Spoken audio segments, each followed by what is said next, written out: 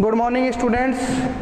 Next chapter start करते हैं अपन NCERT का इन्वायरमेंटल इशू, पर्यावरण मुद्दे, पर्यावरण के क्या क्या मुद्दे हैं। तो ये अपन इस ऑर्डर में इनको स्टडी करेंगे कि क्या क्या पर्यावरण में क्या क्या इशू है पर्यावरण के।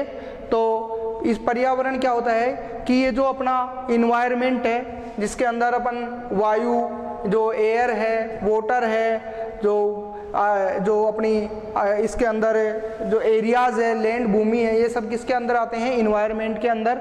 और इन्वायरमेंट के इशू क्या है इसके अंदर? पहला है कि जो पोल्यूशन होता है, जो प्रदूषण है, वो इसका मेन इशू है कि प्रदूषण क्या होता है और इसके रेस्पॉन्सिबल, इसके क्या क्या फैक्टर रेस्पॉन्सिबल है, वो सब इसके अंदर अपन इंक्लूड करते हैं।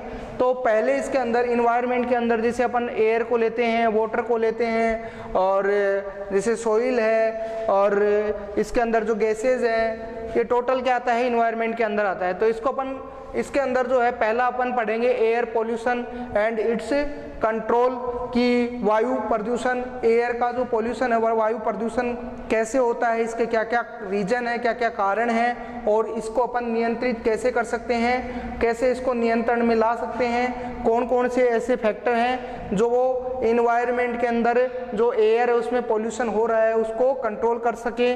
उसके बाद है next water pollution and it's control, जल प्रदूषण क्या होता है और इसका नियंत्रण अपन कैसे कर सकते हैं। थर्ड है सॉलिड वेस्ट, ठोस अपशिष्ट क्या होते हैं और इसका नेचर के अंदर या इन्वायरमेंट में क्या क्या इसके इफेक्ट हैं।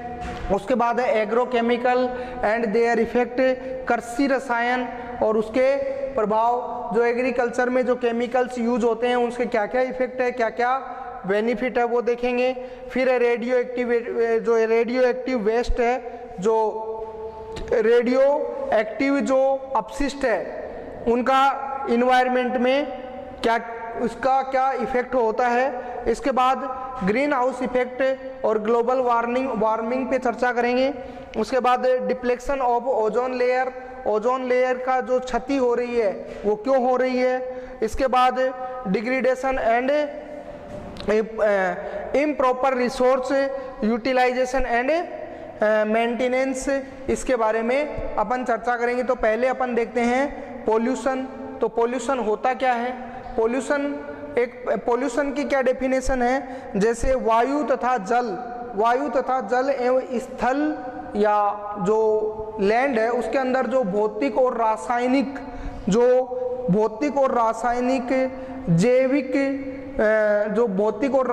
जो परिवर्तन है, जो जीव को क्या करें? प्रभावित करें। जैविक विभिन्नताओं का जो अनवांछनीय, अनडिजायरेबल जो वेस्ट है, अनडिजायरेबल जो परिवर्तन है, वो ही क्या होता है? पोल्यूशन कहलाता है। नेक्स्ट होता है पोल्यूटेंट। तो पोल्यूटेंट वो मटेरियल या वो पदार्थ होते हैं जिनके द्वारा वातावरण में पोल्यूशन होता है।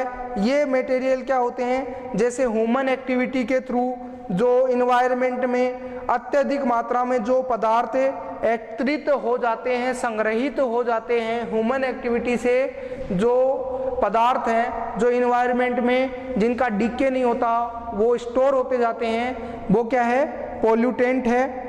पोल्यूटेंट, उसको अपन पोल्यूटेंट बोलते हैं। इनके अंदर ये दो प्रकार के पोल्यूटेंट होते हैं। एक तो वो जो क्या रिसाइकिल हो जाते हैं, जो सिस्टम के अंदर परमानेंट उपयोग में जो परमानेंट जो रिसाइकलिंग होते रहते हैं। दूसरा है कि जो रिसाइकलिंग नहीं होते, जो स्टोर होते चले जाते हैं इन्वायरमेंट में। तो ये दो प्रकार के पोल्यूटेंट होते हैं। अब इसमें अपन देखते हैं कि ये जो पोल्यूटेंट है इसके टाइप क्या है। जो एक तो मैंने आपको बताया कि जो स्टोर होते चले जाते हैं उनको तो अपन नॉन डिग्रेडेबल पोल्यूटेंट बोलते हैं। इसको अपन हिंदी में बोलेंगे अनिम्नकरणीय पोल्यूशन, नॉन डिग्रेडेबल पोल्यूशन। वे पोल्यूटेंट होते हैं, नॉन डिग्रेडेबल वो पोल्यूटेंट होते हैं जिनका इन्वायरमेंट में क्या हो, जो इन्वायरमेंट में स्टोर होते चले जाते हैं, जिनका क्षय नहीं होता, जो डिग्रेडेबल नहीं होते, जो अपघटन जिनका नहीं हो पाता है, वो प्रदूषक पदार्थ जो होते हैं जिनका अपघटन नहीं होता, वो उनको अपन बोलते हैं नॉन डिग्रेडेबल पोल्यूटेंट, जैसे इसके एग्जाम्पल है ये जितने भी आप एल्यूमिनियम के जो डिब्बे हैं वो क्या है, नॉन डिग्रेडेबल है। इसके बाद जैसे BHC ये जो BHC है, ये जो DDT है, ये क्या है, इन्वायरमेंट में स्टोर होती चली जाती है, तो ये नॉन डिग्रेडेबल पोल्यूटेंट कहे जाते हैं। इसके बाद इसके अंदर ये हानिकारक होते हैं, वातावरण में वातावरण के अंदर क्या होते जाते हैं, स्टोर होते चले जाते हैं, और इनका जो है ट्रीटमेंट नेचर के पास नहीं पाया जाता। नेचर के अंदर इसका कोई सॉल्यूशन नहीं है, ट्रीटमेंट नहीं है ताकि इनको क्या कर सके, ये डिकम्पोज हो सके, ऐसा कोई नेचर के अंदर प्रोसेस नहीं होता। तो ये क्या होते हैं, बहुत ही हार्मफुल होते हैं, इसलिए इनका यूज कम से कम आपको करना चाहिए। ऐसे जो मटेरियल होते हैं उनमें जो है, जो अपने कानूनी तौर पे क्या होती है, उन पे रोक होती है, उनका यूज प्रतिबंधित होता है, उनका यूज नहीं किया जाता है। उसके बाद आते हैं बायोडिग्रेडेबल, या बायोडिग्रेडेबल वो पदार्थ होते हैं जैव निम्नीकरण प्रदूषक बोले जाते हैं इनको। बायोडिग्रेडेबल वो पदार्थ होते हैं वो जो क्या है, जिनका नेचर के पास क्या हो, उनको अपघटन या डिकम्पोज करने की कैपेसिटी नेचर के अंदर प्रेजेंट होती है। जैसे अपने सीवेज जो है, जो घरेलू वाहित मल पदार्थ हैं, वो क्या है, बायोडिग्रेडेबल है। जैसे डोमेस्टिक सीवेज जो होता है, जिसको अपन जैसे कपड़ा है, कागज है, लकड़ी है, ये जो है बायोडिग्रेडेबल क्या होते हैं, ये बायोडिग्रेडेबल जो मटेरियल होते हैं जिनका नेचर के अंदर क्या है, ट्रीटमेंट पाया जाता है। इसके बाद अपन देखते हैं नेक्स्ट। तो ये मैंने आपको बताया कि जो इन्वायरमेंटल जो पोल्यूटेंट है, एयर पोल्यूशन पढ़ रहे हैं अपन, तो एयर पोल्यूशन में अपन देख रहे हैं कि इसके अंदर दो प्रकार के पोल्यूटेंट या प्रदूषक पदार्थ पाए जाते हैं। तो एयर पोल्यूशन इसका अपन कंट्रोल कैसे करेंगे वो बाद में देखेंगे। एक तो वो पोल्यूटेंट होते हैं जिनको अपन नॉन डिग्रेडेबल नवीनीकरणीय पोल्यूटेंट बोलते हैं, जिनका नेचर के पास कोई ट्रीटमेंट नहीं है, ये हार्मफुल होते हैं। ये क्या है, इन्वायरमेंट में क्या होते जाते हैं, स्टोर होते जाते हैं। जैसे बेंजीन हेक्सा, ये जो BHC है और DDT है, और एल्यूमिनियम के जो डिब्बे हैं, लोहा है, HG है, ये सभी क्या है, नॉन डिग्रेडेबल है, इनका नेचर के पास कोई ट्रीटमेंट में नहीं है। दूसरा क्या है, डिग्रेडेबल, जिनका क्या है, नेचर के पास ट्रीटमेंट होता है। तो जो डोमेस्टिक सीवेज होता है, जैसे कपड़ा है, पुराना कपड़ा है, लकड़ी है, ये सभी क्या होते हैं, डिग्रेडेबल पोल्यूटेंट होते हैं। इसके बाद आता है प्राइमरी पोल्यूटेंट, प्राथमिक प्रदूषक। तो प्राथमिक जो प्रदूषक होते हैं, प्राथमिक प्रदूषक, ये प्रदूषक इसी अवस्था में, जिस अवस्था में ये इसी जो पर्टिकुलर इनकी जो स्टेज है, उसी स्टेज में ये इन्वायरमेंट में क्या होते हैं, रिलीज होते हैं। जैसे DDT है तो DDT के फॉर्म में ये बाहर, जैसे कार्बन मोनोऑक्साइड है तो कार्बन मोनोऑक्साइड के रूप में ये क्या करेगा, इन्वायरमेंट में रिलीज होता है। इसको अपन प्राइमरी क्या बोलेंगे, प्राथमिक प्रदूषक, क्या बोलेंगे, प्राथमिक प्रदूषक। उसके बाद होते हैं द्वितीयक प्रदूषक, सेकेंडरी पोल्यूटेंट। तो सेकेंडरी पोल्यूटेंट जो होते हैं, जैसे इसके एग्जाम्पल है ओजोन, इस प्रकार के पोल्यूटेंट का निर्माण जो होता है वो प्राइमरी पोल्यूटेंट की क्रिया के द्वारा, रिएक्शन के द्वारा ये बनते हैं। इनको सेकेंडरी पोल्यूटेंट कहते हैं। ये प्राइमरी पोल्यूटेंट से ज़्यादा क्या होते हैं, विषैले होते हैं, प्राइमरी पोल्यूटेंट से ज़्यादा विषैले होते हैं। और इसके जो एग्जाम्पल है, जैसे अपने फोटोकेमिकल स्मोक जो होता है, और इसके बाद इसके अंदर ओजोन जो होता है, ये क्या है, सेकेंडरी पोल्यूटेंट है। तो इसके अंदर नीट में क्वेश्चन आया था, ये नीट में 2018 के अंदर क्वेश्चन आया हुआ था कि प्राइमरी पोल्यूटेंट कौन से होते हैं और सेकेंडरी पोल्यूटेंट कौन से होते हैं। तो इसके अंदर जो ऑप्शन था, कार्बन मोनोऑक्साइड भी ऑप्शन था उसके अंदर। तो इसमें ये 2018 की पेपर में आप देख लेना कि इसमें कहाँ से क्वेश्चन बनाया गया था। ये होते हैं प्राइमरी पोल्यूटेंट और सेकेंडरी पोल्यूटेंट। इसके बाद आते हैं कि ये जो एयर पोल्यूटेंट है इनको अपन दो पार्ट में डिवाइड कर सकते हैं। कितने पार्ट में? दो पार्ट में। एक तो जो पार्टिकुलेट होते हैं, जैसे एक तो जो कणिकीय पोल्यूटेंट होते हैं जो पर्टिकुलर पार्टिकल्स की फॉर्म में इन्वायरमेंट में क्या होते हैं, इन्वायरमेंट को पोल्यूट करते हैं। और दूसरे वो होते हैं जो गैसियस फॉर्म में इन्वायरमेंट के अंदर एनवायरनमेंट को क्या करते हैं, प्रदूषित करते हैं। तो गैसियस जो पोल्यूटेंट है ये ऐसे मटेरियल होते हैं जो गैस की फॉर्म में होते हैं और ये जो है नॉर्मल टेम्परेचर प्रेशर की अवस्था में ही ये क्या करते हैं, गैस की अवस्था में होते हैं, गैसियस अवस्था में होते हैं। नॉर्मल टेम्परेचर NTP पर ये क्या होते हैं, गैसियस फॉर्म में पाए जाते हैं। इसके जो है ये जो है वाष्पशील भी होते हैं और इनका जो एक तो बॉइलिंग पॉइंट होता है और जो बॉइलिंग पॉइंट है इसका, और एक इसके अंदर जो इसको अपन क्वथनांक बोलते हैं वो 200 डिग्री सेंटीग्रेड से क्या होता है, कम होता है।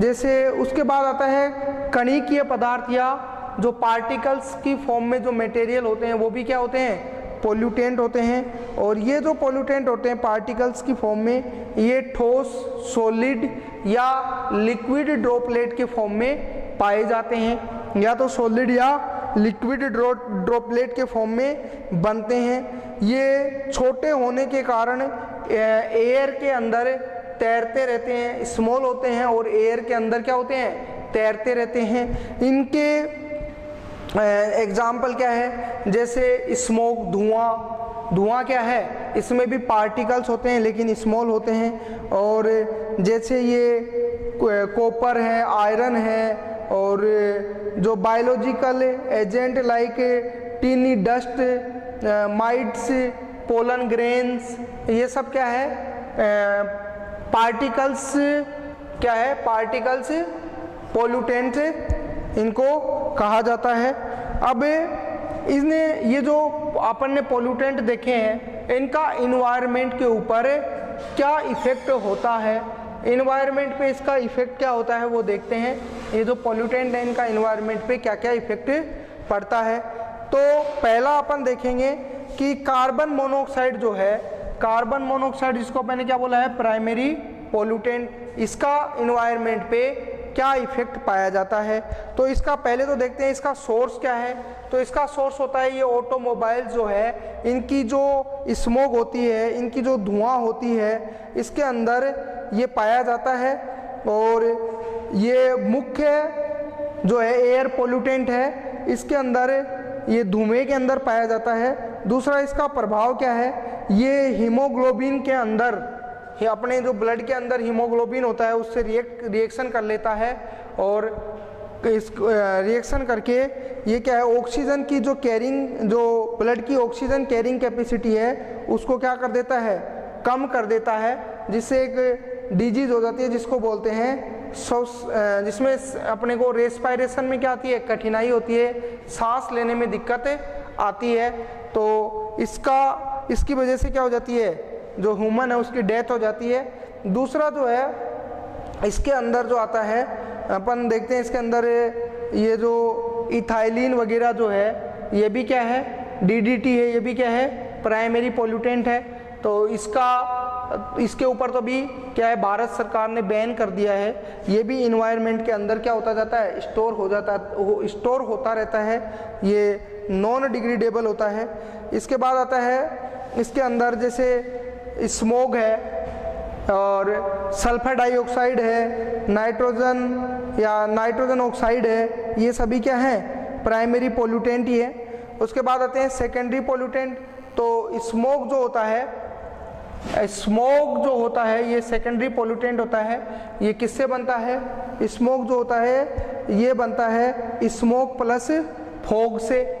किससे बनता है, स्मोक प्लस फॉग से इसका निर्माण होता है और ये हार्मफुल होता है, बहुत ज़्यादा हार्मफुल होता है। इससे स्मोक जो है ये दो प्रकार के पाए जाते हैं। 2 प्रकार के स्मोक होते हैं, तो इसको अपन देखते हैं। पहले अपन ये मिटा देते हैं, उसके बाद इसका जो है स्मोक के बारे में, स्मोक क्या होता है उसके बारे में देखते हैं।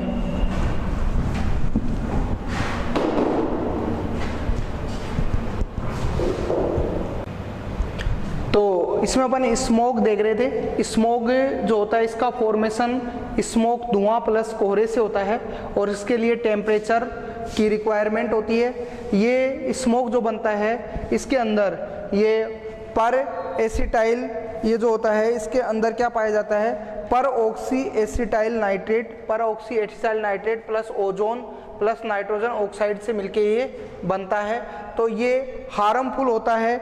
इसके क्या क्या प्रभाव पड़ते हैं इसमें अपन देखते हैं। ये कैसे बनता है। स्मोक का निर्माण धुआं प्लस स्मोक प्लस फॉग कोहरे से होता है और इसके लिए जो है इसके अलावा इसमें हाइड्रोकार्बन, ऑक्सीजन, हाई टेम्परेचर और अल्ट्रावायलेट रेज भी प्रेजेंट होती है। इससे इसके अंदर ये केमिकल बन जाता है जिसको स्मोक कहते हैं। इसका बॉडी के ऊपर हार्मफुल इफेक्ट होता है, जैसे कई इसके अलावा जैसे आँखों और ये अपने आई और लंग्स पे इफेक्ट करता है। इसके अलावा जो इन्वायरमेंट में जो रबड़ से बनी हुई वस्तुएं हैं, जो पदार्थ है, वो भी इसके कारण क्या हो जाते हैं, क्रैक हो जाते हैं, टूट जाते हैं। इसका अब ये जो स्मोक है इसके कारण, ये जो स्मोक है इसके कारण अपने जो इन्वायरमेंट के अंदर है बहुत सारे हार्मफुल प्रभाव देखने को मिलते हैं। ह्यूमन बॉडी के लिए भी ये बहुत ही हार्मफुल होता है। इसके बाद अपन देखते हैं एसिड रेन। एसिड रेन क्या होती है। एसिड रेन के अंदर, अम्लीय वर्षा के अंदर कौन कौन से केमिकल्स प्रेजेंट होती है और ये एसिड रेन होने का कारण क्या है। तो इसके अंदर इसमें जो धुएं, जो स्मोक है, इससे निकलने वाली जो NO2 है, नाइट्रोजन डाइऑक्साइड है और सल्फर डाइऑक्साइड जो है, ये एसिड धुएं के अंदर पाई जाने वाली जो गैसेज है इसमें मेनली सल्फर डाइऑक्साइड पाई जाती है। मुख्यतः जो एसिड रेन होती है उसमें क्या पाई जाती है, सल्फर डाइऑक्साइड और NO2 भी इसमें प्रेजेंट होती है। ये दोनों गैसें जो धुएं के अंदर होती है, स्मोक के अंदर होती है, ये इन्वायरमेंट के अंदर जो जलवाष्प होती है उससे क्रिया करके एसिड का निर्माण कर लेती है। क्या बना लेती है, H2SO4 एसिड और HNO3 का निर्माण करती है और वो वाटर में डिजोल्व होकर धरती के ऊपर बारिश की फॉर्म में आ जाती है, HNO3 और H2SO4। और इस प्रकार जो डिजोल्व होती है ये वाटर के अंदर, ये जो केमिकल है उसी को अपन क्या बोलते हैं, एसिड रेन, अम्लीय वर्षा। इसके अंदर मुख्यतः सल्फर डाइऑक्साइड पाई जाती है और इसकी जो pH है, pH लगभग इसकी 5.6 के लगभग होती है। अम्लीय वर्षा में 70% क्या होता है, 70% जो अमाउंट होता है वो किसका होता है, H2SO4 का, और जो 30% अमाउंट होता है वो किसका होता है, HNO3 का पाया जाता है। ये है।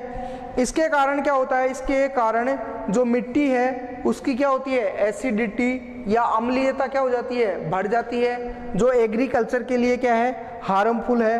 और जो इसके अलावा जो अपनी जो ऐतिहासिक जो इमारतें हैं उनके ऊपर भी इसका जो हार्मफुल इफेक्ट देखने को मिलता है। ये तो हो गए आपके पर्यावरण के अंदर पाए जाने वाले वायु प्रदूषण। अब इन वायु प्रदूषक, ये जो वायु प्रदूषक हैं, पोल्यूटेंट है, इनका क्या सॉल्यूशन है, इसका निवारण क्या है वो देखते हैं अपन। तो इसके निवारण के लिए एक इसके अंदर होता है इलेक्ट्रोस्टैटिक प्रिसिपिटर। इलेक्ट्रोस्टैटिक प्रिसिपिटर एक इसके अंदर जो अपन इसको अपन हिंदी में बोलते हैं स्थिर विद्युत अवक्षेपित्र। स्थिर विद्युत अवक्षेपित्र एक जो इसके अंदर अपने ह्यूमन का बनाया हुआ इंस्ट्रूमेंट होता है। जो क्या करता है, एनवायरनमेंट के अंदर पाई जाने वाली जो भी एनवायरनमेंट में जो वेस्ट मटेरियल होते हैं उनको शुद्ध करने का काम इसके द्वारा किया जाता है। तो पहले इसका डायग्राम बनाएंगे, फिर इसको समझेंगे। डायग्राम बना देता हूँ पहले, फिर समझते हैं। तो अपन ने देखा कि जो एयर पोल्यूटेंट है उसके एयर के अंदर क्या होते हैं, एक तो जो पार्टिकल्स होते हैं, कणिकीय पदार्थ होते हैं, और दूसरे जो होते हैं वो क्या, गैसेस होती हैं। तो जो पार्टिकल्स होते हैं, कणिकीय पदार्थ होते हैं, जो छोटे माइक्रो जो पार्टिकल होते हैं, उनको एयर के अंदर से बाहर निकालने के लिए कई विधियां अपनाई जाती हैं। लेकिन सबसे बेस्ट जो इसके अंदर प्रोसेस होता है वो होता है इलेक्ट्रोस्टैटिक प्रेसिपिटर, स्थिर विद्युत क्षेपित्र भी इसको बोलते हैं। इसके द्वारा कणिकीय पदार्थों को आवेशित, विद्युत आवेशित या चार्ज जो टेक्निक है उसके थ्रू इन कणिकीय पदार्थों को इन्वायरमेंट से या एयर के अंदर जो प्रेजेंट है उनको निकाला जाता है, एयर को क्लीन की जाती है, साफ की जाती है। तो इसके अंदर क्या होता है, ये जो इंस्ट्रूमेंट होता है, ये जो उपकरण होता है, इसके अंदर एक तो हाई वोल्टेज वायर होता है और कुछ प्लेट लगी होती हैं। जो वायर इसके अंदर प्रेजेंट होता है उसके अंदर जो वोल्टेज है वो हाई होता है, और इसके द्वारा लगभग 99% जो पार्टिकल्स है वो एयर से क्लीन कर दिए, जो पार्टिकल्स है वो एयर से अलग कर दिए जाते हैं। ये जो वायर होते हैं इसमें हाई वोल्टेज का नेगेटिव चार्ज प्रेजेंट होता है, या हाई वोल्टेज इस पे अप्लाई किया जाता है, जिससे ये जो एयर के पार्टिकल्स हैं ये इस जो हाई वोल्टेज है इससे क्या हो जाते हैं, अटैच हो जाते हैं। और अटैच होने के बाद जो एयर है वो क्या हो जाती है, बाहर निकल जाती है। ये जो कणिकीय पदार्थ है को मतलब इसको निकालने के लिए ये सबसे बेस्ट उपाय होता है।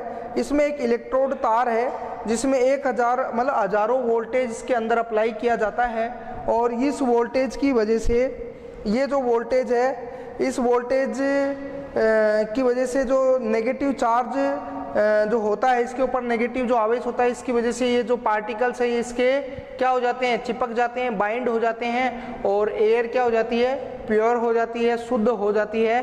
तो इसका उपयोग अपन जो स्मॉल पार्टिकल्स है उनको एयर से निकालने के लिए इसका उपयोग करते हैं। इसमें जो है आपको ध्यान रखना है कि ये जो पट्टिकाएं होती है इसके अंदर जो वायु, जो एयर का जो फ्लो है या एयर की जो वेलोसिटी है वो हाई अमाउंट में नहीं करनी चाहिए। धीरे इनको इस एयर को इसके अंदर से पास किया जाता है ताकि इसके अंदर जो ये चार्ज पार्टिकल्स है ये नीचे गिर जाते हैं, ये भारी होते हैं जिसकी वजह से ये नीचे गिर जाते हैं। ये तो जो स्मॉल पार्टिकल्स है उनको इन्वायरमेंट में से बाहर निकालने के लिए इस इंस्ट्रूमेंट का उपयोग किया जाता है। इसके बाद जो इन्वायरमेंट के अंदर जो गैसेस होती है, जो गैस वगैरह है, तो इसके अंदर इम्पोर्टेंट ये है कि ये जो पार्टिकल्स हैं इनकी साइज मिनिमम कितनी होनी चाहिए। तो इसकी साइज आपको याद रखनी है कि 2.5 माइक्रोमीटर से कम आकार के जो कणिकीय पदार्थ है वो जो ह्यूमन बॉडी है उसके लिए क्या होते हैं, हार्मफुल होते हैं, और उनको ये एयर से आसानी से बाहर निकाल सकता है। 2.5 माइक्रोमीटर जो माइक्रोमीटर के जो पार्टिकल्स हैं उनको ये, उनसे कम के जो पार्टिकल्स हैं उनको ये एयर से बाहर निकाल सकता है, क्योंकि इससे जो कम व्यास के जो डायमीटर जिनका कम होता है वो मानव स्वास्थ्य के लिए क्या होते हैं, हानिकारक होते हैं। नेक्स्ट होता है स्क्रबर या मार्जक। इसका उपयोग जो एयर है उसके अंदर जो गैसियस जो वेस्ट मटेरियल है या जो गैसियस जो हार्मफुल गैस हैं उनको बाहर निकालने के लिए मार्जक या स्क्रबर का उपयोग किया जाता है। स्क्रबर जो होता है इसका डायग्राम मैंने यहाँ पे बनाया है। इसके अंदर जो होती है ये जो है सल्फर डाई गैस, सल्फर डाइऑक्साइड वगैरह जो गैस है, नाइट्रोजन डाइऑक्साइड जो गैस है वो ये इन्वायरमेंट से उसको हटा देता है। और इसके अंदर जो है ये जो water line spray, water line spray का मतलब होता है कि ये जो लाइन, ये चूने का जो पानी होता है उसका इसके अंदर अपन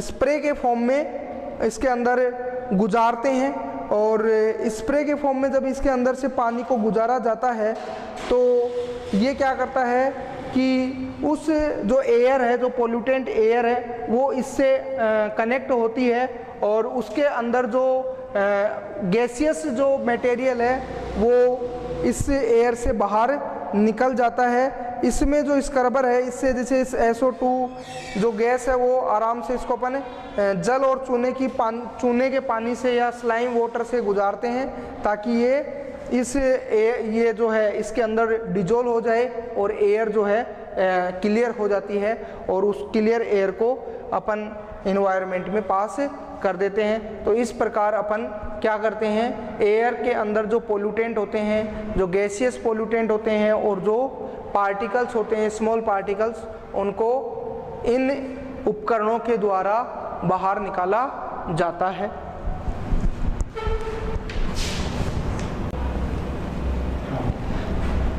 तो अपन ने देखा था वायु प्रदूषण और air pollution and it's control, इसके कंट्रोल करने के क्या तरीके हैं वो मैंने आपको बताया था। इसमें एक छोटा सा पार्ट है साउंड पोल्यूशन। साउंड पोल्यूशन क्या होता है, ध्वनि प्रदूषण क्या होता है। तो इसको देखो, पहले तो क्या है कि साउंड की जो कैपेसिटी है, जो क्षमता है, जो ध्वनि की क्षमता है, उसको डेसिबल में क्या किया जाता है, मेजरमेंट किया जाता है। तो जो डेसिबल के अंदर अपन इसको नापते हैं तो ये जो इसकी जो ये पोल्यूटेड कब होती है, ये पोल्यूशन इसका कब होता है, साउंड पोल्यूशन कब बोला जाता है, तो इसकी एक फिक्स वैल्यू होती है। जैसे 80 से 85 पे जो डेसिबल है, इससे ज़्यादा अगर साउंड की जो इंटेंसिटी है, इससे हाई इंटेंसिटी है, तो वो जो एयर, वो जो साउंड है, वो साउंड क्या है, इन्वायरमेंट में एक प्रदूषक की तरह मानी जाती है, जिसके बहुत सारे नुकसान या वो अपनी बॉडी के लिए हार्मफुल होती है। जैसे इसके एग्जांपल है, ये जितने भी एयर जेट है, इनके अंदर जो साउंड की जो कैपेसिटी होती है वो 150 डेसिबल तक होती है, जो कि एक बहुत हाई लेवल की जो ध्वनि है, इसको अपन मान सकते हैं। इसके अलावा इसके अंदर जो अपने जो ये जो 150 डेसिबल है, ये अपने जो सुनने की क्षमता है, जो ईयर जो अपने अंदर है, जो ईयर ड्रम होता है, उसको क्या कर सकती है, डैमेज कर सकती है। तो इस ध्वनि को, इस साउंड को क्या माना जाता है, इन्वायरमेंट में पोल्यूशन की तरह लिया जाता है कि ये क्या है, शोर प्रदूषण है। इसके बाद ये जो है 80 डेसिबल तक, जो 80 से 85 डेसिबल है, वो ध्वनि प्रदूषण में नहीं आती है। अब इसके कंट्रोल क्या है, ध्वनि प्रदूषण को कैसे रोका जा सकता है, तो इसके कंट्रोल यही है कि जो बड़े उद्योग है, जो बड़े कारखाने हैं, उनके अंदर जो साउंड निकलती है, उस साउंड को साउंड प्रूफ, जो साउंड प्रूफ उसके अंदर जो दीवारें हैं वो बनानी चाहिए साउंड प्रूफ, या फिर दूसरी जो दूर उनको ऐसे एरिया के अंदर फैक्ट्रियां जो नहीं लगानी चाहिए जहाँ पर क्या है, पॉपुलेशन ज़्यादा अमाउंट में वहाँ पर रहती है। इसके अलावा इसको जैसे ये अपने जो हॉस्पिटल्स हैं, जो स्कूलें हैं, जो उनके आसपास जो ये ऑटोमोबाइल्स हैं, इनकी जो हॉर्न की जो आवाज़ है, उसके ऊपर बैन लगाया हुआ है भारत सरकार के द्वारा। तो वहाँ पर इनको तेज़ साउंड में नहीं बजा सकते हैं। और ये लाउड स्पीकर है, इनका उपयोग भी कम से कम किया जाना चाहिए और कठोर से कठोर इसके लिए जो है कानून बनाना चाहिए, जिससे क्या है, जो साउंड पोल्यूशन है या नॉइज़ पोल्यूशन है वो कम से कम हो सके। ये भी क्या है, एक इन्वायरमेंट के अंदर पोल्यूशन की तरह ही कार्य करता है। इसके बाद जो इसके अंदर डेसिबल की जो जैसे वे कौन सी साउंड को अच्छा माना जाता है, कितने डेसिबल तक जो साउंड है वो अच्छी मानी जाती है, तो वेरी क्वाइट जो है बहुत शांत जो नॉइस होती है उसकी जो डेसिबल में उसकी जो कैपेसिटी होती है वो 20 से 30 डेसिबल वाली जो साउंड है उसको शांत ध्वनि के रूप में माना जाता है। और इसके बाद जो आती है नॉर्मल के लिए जो 55 डेसिबल है वो डिसाइड की हुई है कि साउंड जो 55 डेसिबल तक जो साउंड होती है वो नॉर्मल साउंड के रूप में आती है। इसके बाद आता है जो कंजर्वेशनल स्पीच है वो 60 डेसिबल तक मानी गई है। और अनकंफर्टेबल जो स्पीच है वो 100 से लेकर के और 150 या 100 से ज़्यादा की जो साउंड होती है उसको अनकंफर्टेबल या पेनफुल साउंड के रूप में माना जाता है। 100 से ऊपर जो साउंड है, 100 डेसिबल से ज़्यादा की जो साउंड है उसको पेनफुल साउंड के रूप में माना जाता है। इसके बाद जो वायु प्रदूषण जो अपन ने देखा था इससे पहले, जो एयर पोल्यूशन जो अपन ने पढ़ा था, उसके लिए जो सबसे ज़्यादा एयर पोल्यूशन जो होता है वो होता है ये जो ऑटोमोबाइल्स जो हैं, ये जो गाड़ी जो मोटर्स हैं, जो वाहन हैं, इनके द्वारा जो एयर के अंदर पोल्यूशन होता है वो सबसे ज़्यादा होता है, सबसे ज़्यादा एयर को पोल्यूट करने में रिस्पॉन्सिबल है। इसके लिए जो अपने इसके अंदर भारत सरकार ने कुछ रूल्स बनाए हैं जिससे कि ऑटोमोबाइल्स के द्वारा कम से कम क्या हो, इन्वायरमेंट में पोल्यूशन हो सके। इसके लिए कुछ रूल्स बनाए गए हैं। जैसे क्या है कि जो इसके अंदर जो पेट्रोल डीजल का यूज होता है जो वो क्या है उसकी जगह सीएनजी का यूज करना चाहिए, जो कि सबसे अच्छी तरह से बर्न होती है, जबकि पेट्रोल और जो डीजल है वो बर्न कंप्लीट रूप से बर्न नहीं होता। और जो लेड प्यूरिफाई, जिसमें लेड की अमाउंट सबसे कम है, वो पेट्रोल और डीजल यूज करना चाहिए। इसके बाद इसके अंदर जो आता है कि जो सीएनजी है, सीएनजी में जो अपन इसकी सीएनजी जो है ये कंप्लीट रूप से क्या होती है, बर्न होती है, और ये बहुत कम पोल्यूशन इन्वायरमेंट में इसके द्वारा होता है। तो ये इसके नियंत्रण के तरीके हैं। इसके अलावा कुछ और भी तरीके हैं, जैसे पुराने जो वाहन हैं उनको ज़्यादा टाइम तक यूज नहीं करना चाहिए, और लेड या सीसा रहित पेट्रोल यूज करना चाहिए। या इसके बाद आता है कि जो सल्फर युक्त जो पेट्रोल है या डीजल है उसका यूज बिल्कुल भी नहीं करना चाहिए। एंड इसके बाद इसके अंदर आता है कि ये जो इसके अंदर जो उत्प्रेरक जो होते हैं उनका उपयोग, उत्प्रेरक का प्रयोग इसके अंदर वाहनों के अंदर करना चाहिए, जिसके वजह से इन्वायरमेंट के अंदर क्या हो, कम से कम इसके अंदर पोल्यूशन इन्वायरमेंट के अंदर स्प्रेड हो।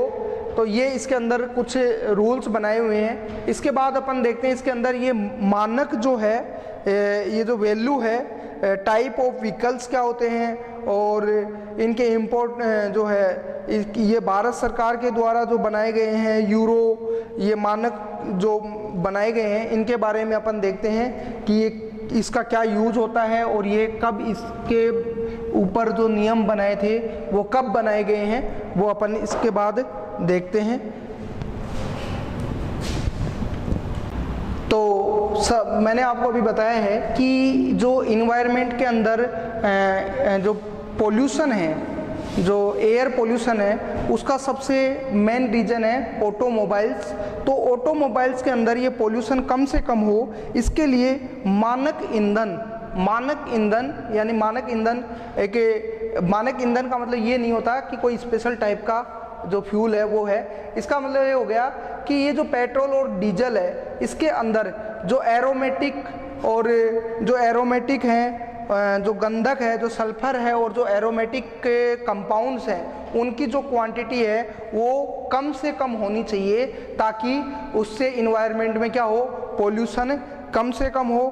तो इसके लिए कुछ मानक बनाए गए हैं जिनको अपन जैसे यूरो सेकंड, यूरो थर्ड, तो ये भारत सरकार के द्वारा कुछ नियम्स हैं जिससे पेट्रोल, जैसे यूरो सेकंड है, तो यूरो सेकंड के अनुसार, यूरो सेकंड के अकॉर्डिंग जो पेट्रोल और डीजल है उसके अंदर जो एरोमेटिक और जो सल्फर है, जैसे सल्फर का अमाउंट और जो एरोमेटिक जो हाइड्रोकार्बन है उनकी जो क्वांटिटी है वो क्या है, लगभग 350 से 350 ppm से कम करके 350 ppm से 150 ppm तक कर दी गई है या होनी चाहिए। इसके बाद जो एरोमेटिक हाइड्रोकार्बन की मात्रा है उसके अंदर भी जो ईंधन है वो 42% से सीमित करनी जरूरी है। ये भारत स्टेज सेकंड या यूरो सेकंड के नाम से अपन इसको, ये यूरो सेकंड अपन इसको बोलते हैं। यूरो सेकंड के अकॉर्डिंग सन 2001 से लेकर के सन 2000 के बाद, सन 2001 के बाद जो ये प्रभावी क्षेत्र हैं, जैसे ये जो बड़ी जो कंट्रियां हैं दिल्ली, मुंबई वगैरह, इनके अंदर क्या है, जो हाइड्रोकार्बन्स है, पेट्रोल के अंदर जो हाइड्रोकार्बन है उसकी मात्रा को कम करने के लिए ये मानक पेट्रोल या ईंधन की मानक ईंधन जो है बनाया गया है।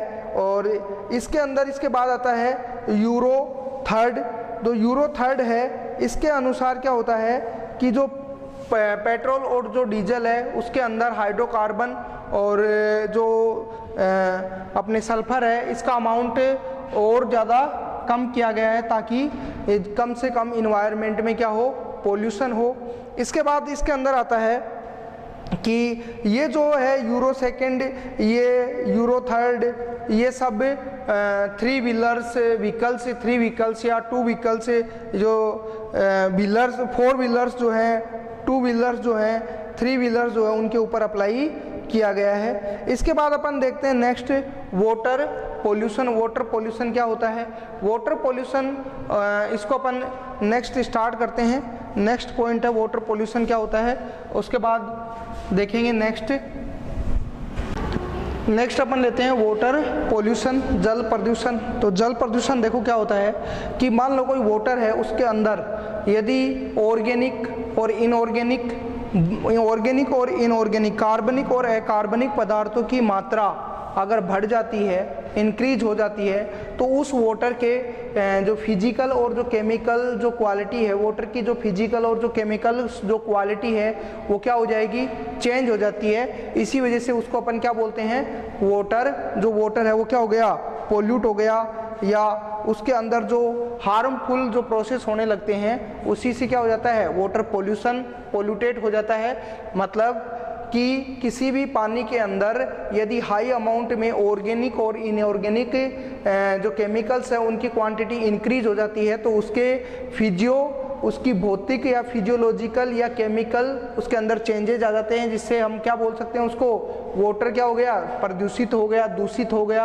अब वाटर पोल्यूशन का कारण क्या है, तो इसके अंदर जो वाटर पोल्यूशन है इसका मेन रीज़न क्या है कि ये जो सीवेज है, जैसे घरेलू डोमेस्टिक जो सीवेज होता है, घरेलू वाहित मल जो होता है डोमेस्टिक, जैसे ये कचरा वगैरह भी है, कपड़े हैं, लकड़ियाँ वगैरह हैं, डोमेस्टिक जो सीवेज होता है इसकी वजह से वाटर क्या हो जाता है, प्रदूषित हो जाता है। और जो घर में काम आने वाले जितने भी ये जो डोमेस्टिक सीवेज है जो अपन नाली वगैरह में डाल देते हैं, तो उससे वाटर क्या हो जाता है, पोल्यूट हो जाता है, प्रदूषित हो जाता है।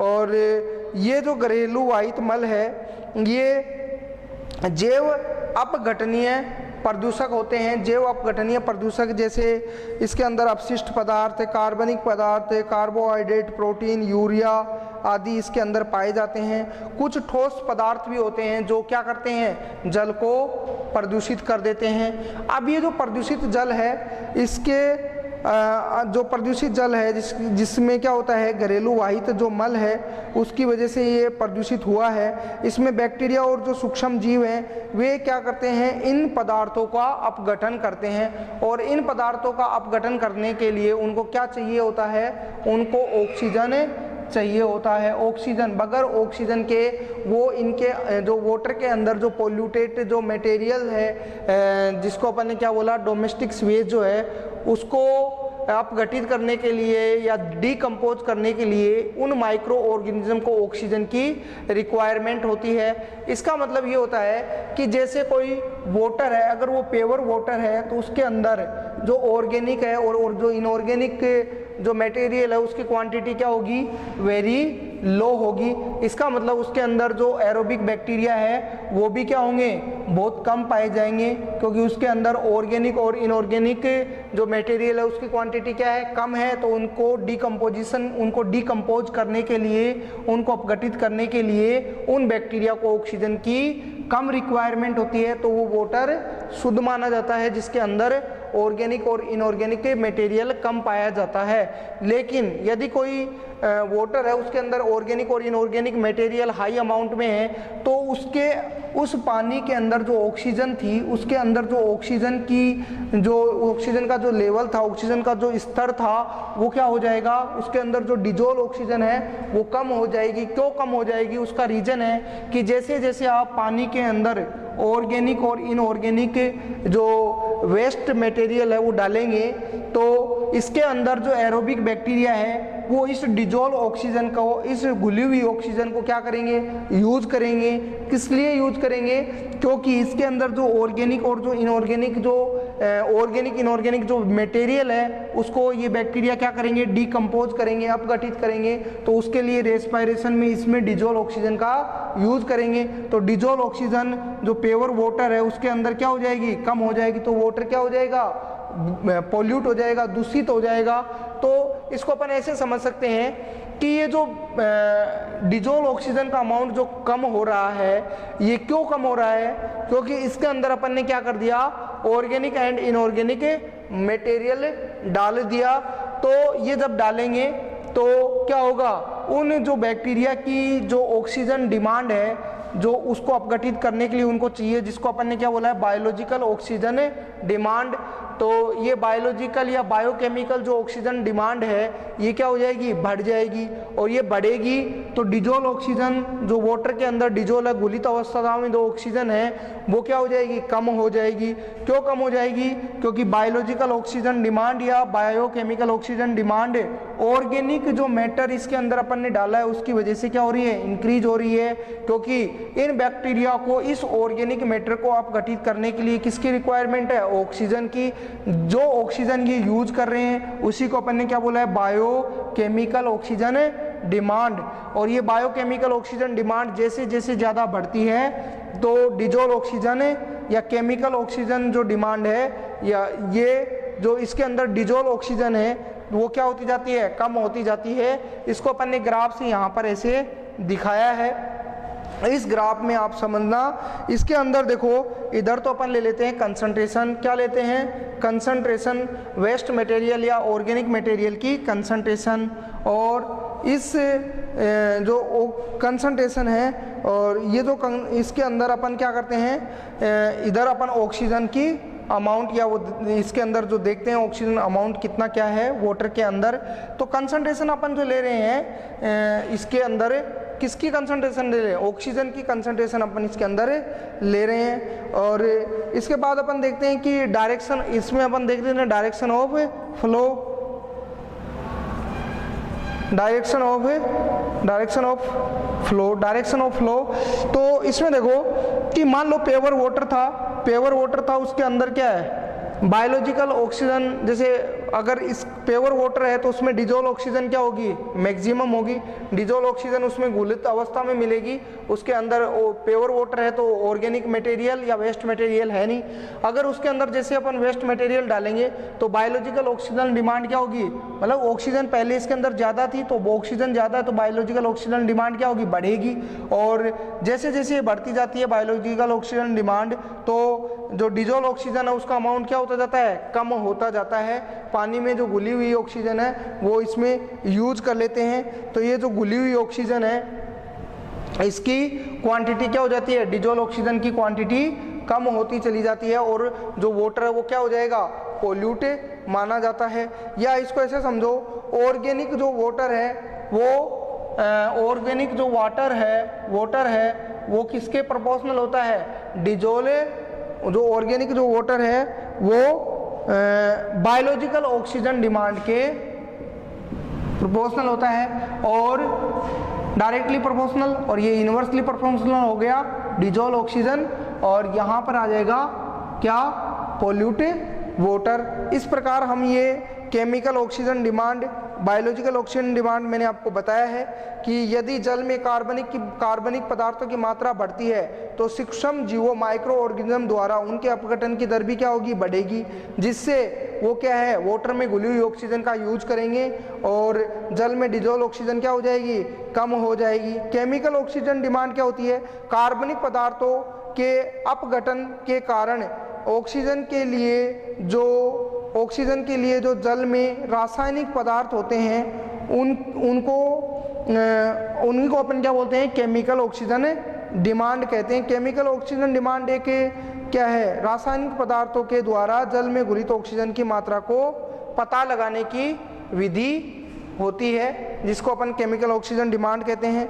ये अपन वाटर पॉल्यूशन के बारे में अपन ने देखा। इसमें आपको याद रखना है कि ये बायोलॉजिकल ऑक्सीजन डिमांड जो होती है, बायोकेमिकल ऑक्सीजन जो डिमांड होती है, डायरेक्टली प्रोपोर्शनल होती है किसके, डिजोल्व ऑर्गेनिक मैटर के।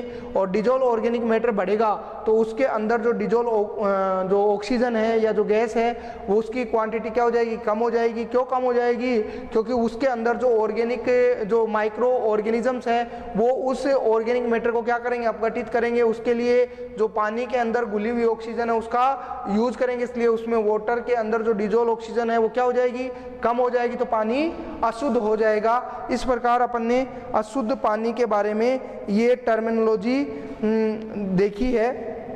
इसका मतलब क्या है कि जो जल है उसके अंदर COD का मान क्या होना चाहिए, BOD से हमेशा अधिक होना चाहिए, ये हमेशा ज़्यादा ही आता है। तो इसके बाद अपन देखते हैं कि जो ऑर्गेनिक जो मैटर होता है वो रिप्रेजेंट करता है कि जो वाटर पोल्यूट है या नहीं है।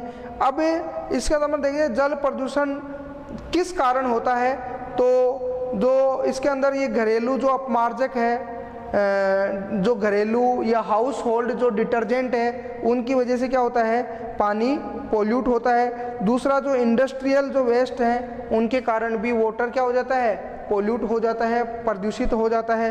फिर है सीवेज, तो सीवेज के कारण भी क्या हो जाएगा, पानी के अंदर BOD अत्यधिक हो जाती है, जिसके कारण डिजोल्व ऑक्सीजन बिल्कुल कम हो जाती है। अब सीवेज ट्रीटमेंट क्या होता है, सीवेज ट्रीटमेंट का मतलब होता है कि जो घरेलू वाहित मल युक्त जो पानी है उसको शुद्ध करने की जो प्रक्रिया है उसी को अपन क्या बोलते हैं, सीवेज ट्रीटमेंट। तो ये सीवेज ट्रीटमेंट जो है ये 3 प्रोसेस में कंप्लीट होता है। ये कैसे कंप्लीट होता है, ये डायग्रामेटिक में अभी आपको बता देता हूँ। सीवेज ट्रीटमेंट क्या होता है ये देखते हैं अपन।